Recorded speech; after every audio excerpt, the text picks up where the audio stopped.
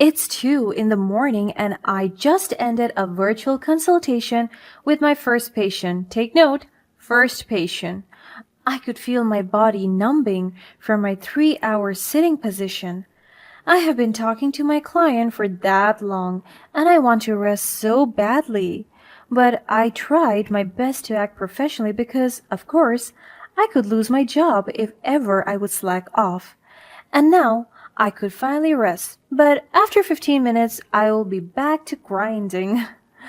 I am Jess, and I'm a virtual medical representative. I talk to clients about medication and customer service and provide medical assistance. After I closed my laptop, I lay on my small bed here in my office. My husband is already asleep in our bedroom. I sometimes feel bad because I don't get to spend more time with my husband, David, due to my work, but he understands because he knows that I'm doing this for us. He is an engineer and his work is quite draining and exhausting as well. But he makes sure to spend some quality time with me. And that is what I love about our relationship. We are each other's comfort and rest. As I lay in my bed, I could feel that my throat was drying and about to get sore. I heaved a deep sigh. It's been months since I have felt this uneasiness in my neck. It's not a stiff neck after a 10 hours night shift, but a lingering soreness and lump in it. I paid it no mind as I always have. I don't mind the condition of my health because I'm so busy working hard for our finances. But I noticed lately that the soreness is slowly becoming more painful and affecting my health because I constantly have hoarseness in my voice.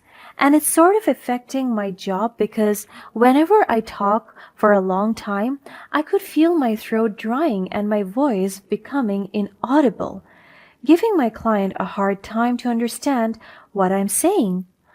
I sometimes complain about my condition to my husband, and he keeps on insisting to have me checked in the hospital, but I'm afraid to know the diagnosis. And on the other hand, I'm working in the medical field, and I think this condition is still curable, but I'm also aware that this could potentially be cancer, and I hope not.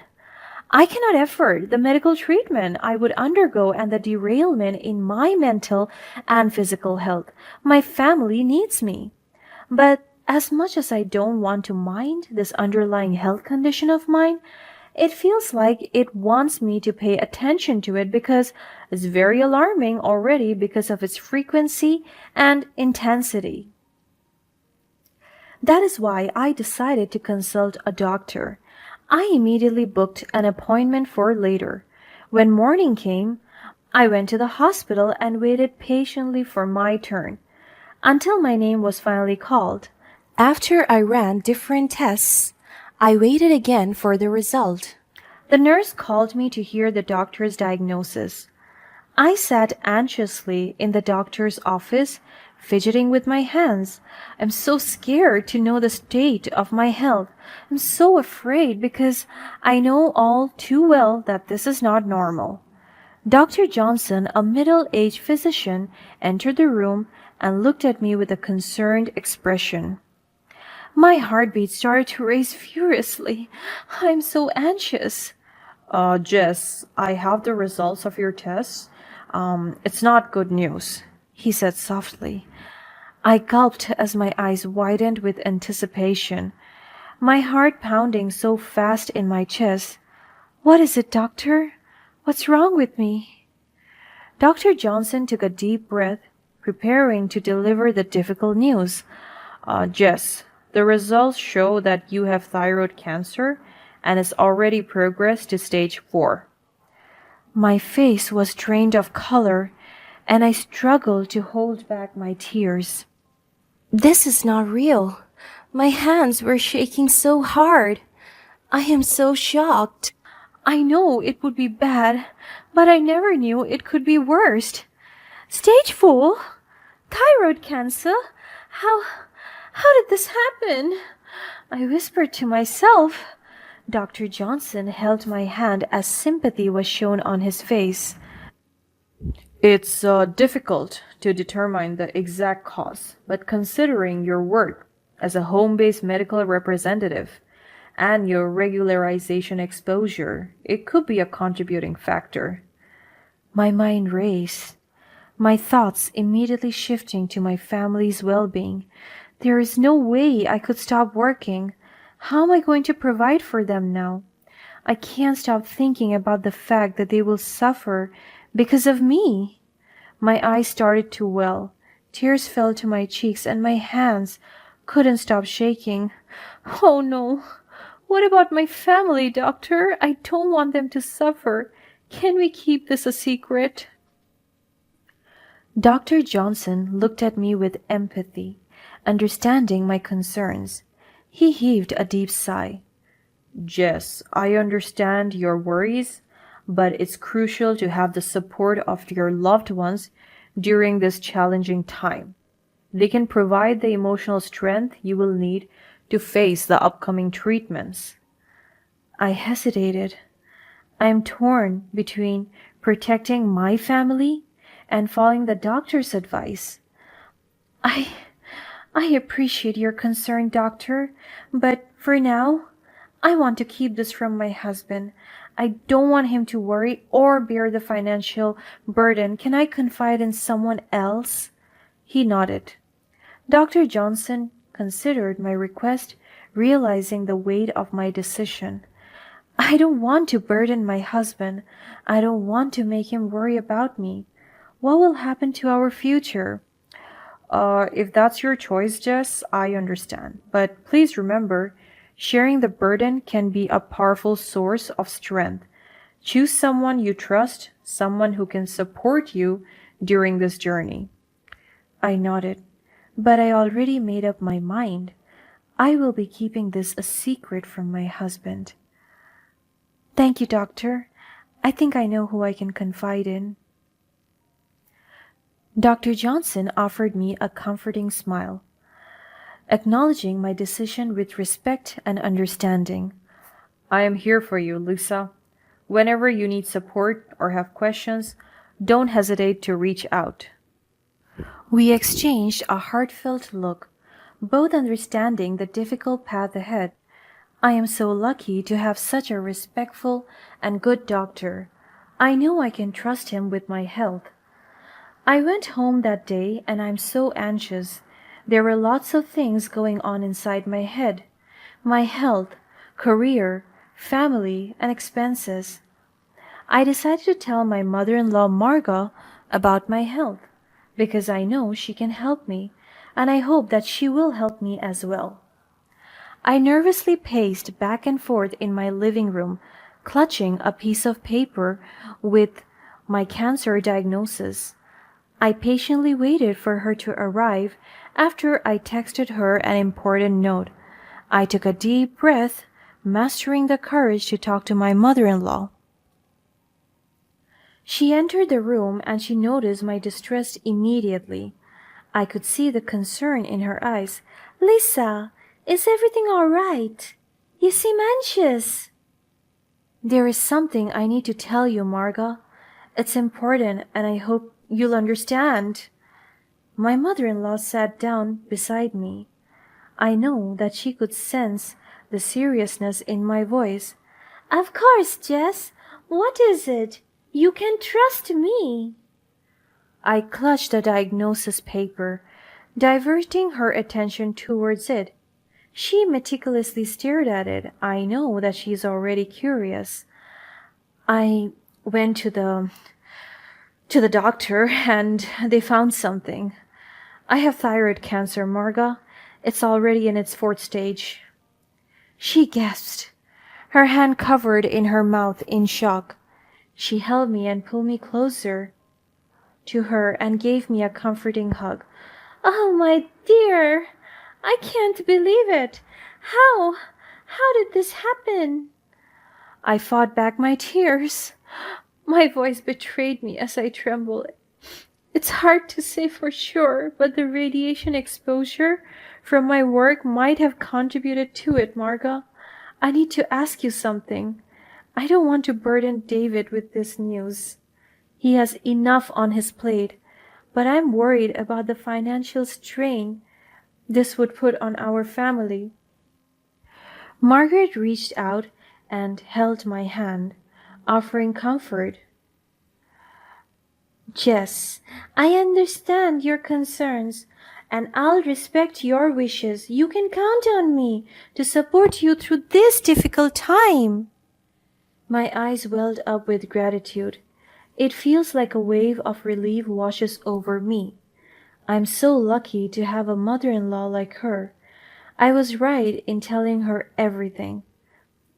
Thank you, Marga, for being a mother to me. Now that my parents are gone already, I know you were the one that I could trust. I have made a decision, though. I'm going to pretend that I'm going on a company trip for the next 2 months, while in reality, I'll be undergoing chemotherapy. I don't want my husband to worry or suspect anything. Marga looked at me with a mix of concern and understanding on her face. I hope she will help me with this. She held me once again and talked to me softly. Jess, deception can be a heavy burden to bear, but I'll respect your decision. Just promise me that if things become too much for you to handle, you will reconsider and confide in your husband. I nodded as tears streamed down to my face. I promise, Marga. This is my way of protecting them for now. But if it becomes too overwhelming, I won't hesitate to share the truth. She pulled me into a heartfelt embrace, offering solace and support. We'll get through this together, Lisa. I'm here for you every step of the way. We hold each other tightly, both knowing the challenging road that lies ahead. After that, she decided to go home, and before she could even leave the house, I saw her flashing a weird smile at me, or a smirk, perhaps? What was the meaning of that? But I didn't mind it at all. A day had passed since I confided in my mother-in-law. I sat on the couch, my heart heavy with anticipation as I watched my husband walk into the room. I wanted to tell him about my fake work travel, but it seemed like he was distant towards me and avoided making eye contact with me. What is wrong? I approached him. David, can we talk? My husband sighed, reluctantly turning to face me. His expression was a mixture of anger and confusion. What is it, Jess? I've been avoiding this conversation all day. I was so shocked. Does he know about my condition? There is no way he would. My eyes welled up with tears as I tried to gather my thoughts. I'm so confused. What do you mean? He just chuckled. You're going to tell me that you're going to work travel, right? My face was in total disbelief. Oh no, does this mean that he knows? Okay, silence means yes. Do you love him? The one you're having an affair with? I didn't know you're capable of lying. You are so cruel. I am so confused. Did my mother-in-law spill our secret and lied? How dare she? I need you to understand that what you're about to hear isn't true. It's a lie, Jason. Please believe me. My husband raised an eyebrow. His skepticism was so evident, and he answered me with sarcasm. A lie? Well, that's a new one. What could be so important that you had to lie about it? I took a deep breath, fighting back my emotions. I don't know how or why, but your mother, Margaret, lied to you. She made up a story about me having an affair with my doctor and planning to leave you. It's not true, Jason. I would never do that to you. My husband's eyes widened in surprise, and a flicker of doubt crosses his face. He looked at me, judging, as if I said something so horrible. My mother? Why would she do something like that? You're bad-mouthing her. You're making her the bad guy here when in fact it is you all alone. You are the one who is having an affair here. I broke down in tears. I am so frustrated. How can I let him understand everything without telling him that I have cancer? Please, this is so hard. Please, you don't understand. My voice trembles as I recount the painful betrayal of my mother-in-law. Why is she twisting my words? I was loyal to you. I love no one but you. And now I will discover that you're having an affair? How dare you? He crashed the things on the bedside table. I was startled and gasped so loud. That is not true. We're over. Let's have a divorce. That is final. And he left me alone. I broke down that night. I didn't know what to do anymore. I did my best to rekindle our relationship. For 3 days, I reached out to him to fix our marriage. But he kept on shutting me off. I begged him to stay and to hear me out, but his mind and decisions were clouded with the thought of me cheating on him. And I can't change that anymore. I had no choice but to face these challenges alone. My health, my relationship, and the betrayal of my mother-in-law. I went to the hospital and put myself in therapy and surgery. I underwent chemotherapy treatment in the hospital, isolating myself from my husband and mother-in-law. I focused on myself and exerted every effort and strength to survive this illness. Every day, I kept on reminding myself that I'm going to overcome cancer. That is why I listened to the doctors. I took all medication and therapy just to better myself and my health. I am so devoted to my health. I stayed for almost a year in the hospital, and I was able to overcome all the expenses for free because the company that I worked with was partners with the hospital that treated me. My company sponsored my medication. And I was so lucky because despite everything that happened to me, there are still people that helped me and supported me through this trying season of my life. After 7 months, my progress was visible. The cancer cells in my body were combated and my body had slowly regained its strength. And I was cancer-free after 8 months. Everyone in the hospital congratulated me and they commended my strength and resilience. And because of that, they offered me a place in the hospital considering my work ethic and my medical background. And with that, I became a medical technician in the hospital. The longing for my husband and our relationship was still evident in me. But I gave up a long time ago because I got no more chances. His mind is already closed.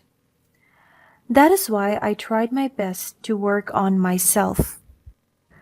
Now that I have completely recovered from my illness, I am now ready to embark on a new journey. Through my work in the hospital, I was able to save money and buy myself a house. On top of that, I purchased a car as well. And basically, I was able to thrive financially, and I'm also growing as a person. 3 years have passed and I was promoted to senior medical technician. This milestone has walked me through different opportunities and life-changing breakthroughs. Also, I was able to build my foundation that is in support of cancer patients, providing assistance and care to them.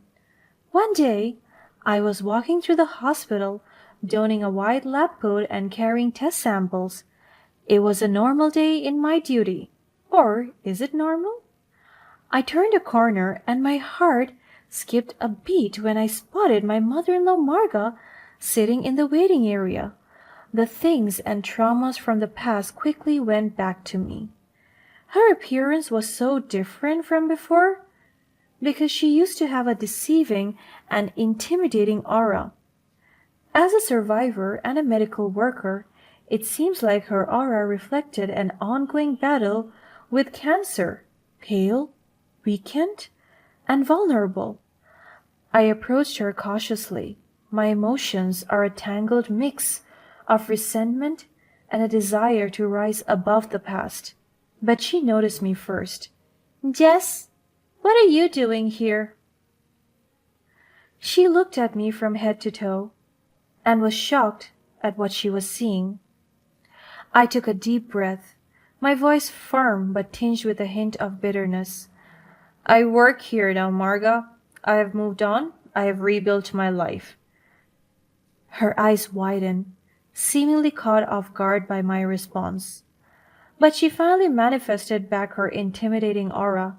Moved on? From what exactly? Your fabricated affair? Your supposed plan to abandon my son? She mocked me. I felt the anger ignite within me, but I tried to maintain my composure. I responded calmly. Those were lies, Marga, lies you spread to tear my family apart. I know that we both know the truth, and still you lied, but it didn't work. I survived. Marga's confident facade wavers for a moment, replaced by a flicker of guilt. I did what I thought was best for my son. I wanted to protect him from potential pain. She defended herself. The pain of her betrayal resurfaced, but I refused to let it consume me. She cannot manipulate me anymore. Your misguided attempts at protection only caused pain and shattered trust. I won't forget or forgive what you did. Marga's face contorted. Her guilt and regret were evident as she struggled to find words. You will never have your family again, even my son. And before she could ever say bad things to me again, I left her. I found out that she was under medication for cancer. I told the hospital's director about the trauma that she caused me. That's why, when she was admitted, I told the director to be her assigned medical technologist.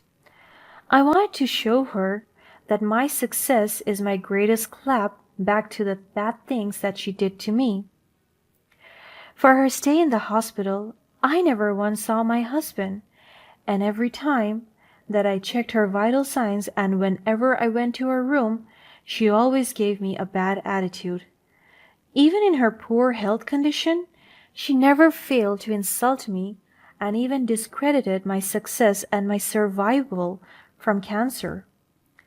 After weeks of medication, her cancer got worse and she was in need of a blood donor as soon as possible.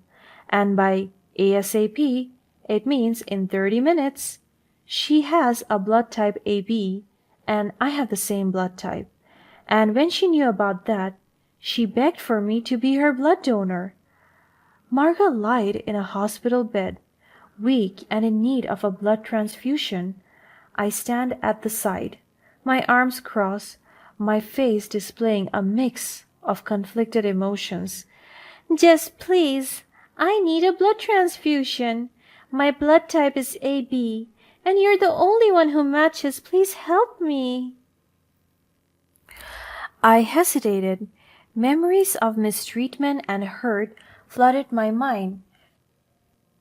I took a deep breath, struggling to find the strength to respond. You have treated me poorly for years. You have belittled me, spread lies about me, and caused immense pain. Now you expect me to help you? Marga's eyes welled up with tears, all the while regret etched on her face. I know I have made mistakes, Jess. I can't undo what I've done. But I'm desperate now. Please, I need your help to survive. I am not a stone heart like you, and I will help you with your condition. But do not expect that once you're well, you will get away from the pain you have caused me, you and your son. I was in need of family support, but you weren't with me. I will let you savor the taste of your own medicine. I donated my blood, and my mother-in-law became cancer-free. But as soon as she got out of the hospital, I signed the divorce papers and all the rights, properties, and assets were passed to me. They were left with nothing, and I think in that way I have achieved my revenge.